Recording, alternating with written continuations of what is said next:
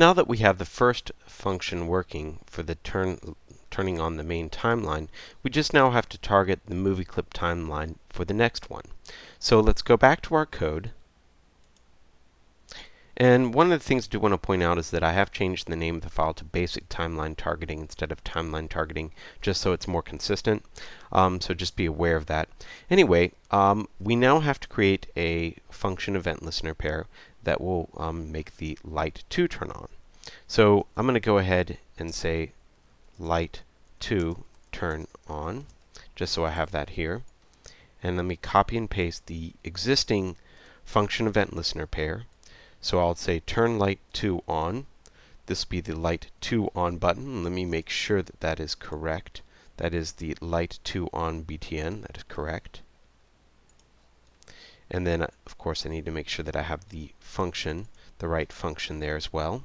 And now all we have to do is change this, which just targets the main movie clip, to the correct target that we want, which happens to be the light 2 underscore MC. Go to and play on. So let's make sure that's correct by looking at it. It says light 2 underscore MC, so we're all good to go.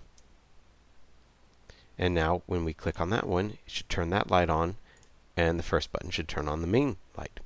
So there's where we're targeting the main timeline versus the timeline of a movie clip. Now hopefully from this you can extrapolate what you need to do, which is create your function and event listener pairs for the rest of the objects that you have here. You're going to be having a function and event listener pair to turn off the main timeline and to turn off the other timeline, I guess the movie clip timeline, a function that will turn off both timelines at the same time, and that will just be one event listener to run one function that will turn off both. So in that case, all we need to do is make sure that we have two different events or two different actions in here. And so we can always put in another one here and then do a semicolon. So I'm just writing in some gobbledygook just so you realize, of course, we can always add more lines there.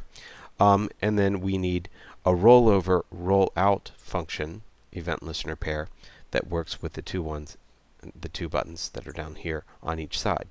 And that will be the end of this tutorial. So when you're done with that, go ahead and save your work and go on to the next group. Thanks.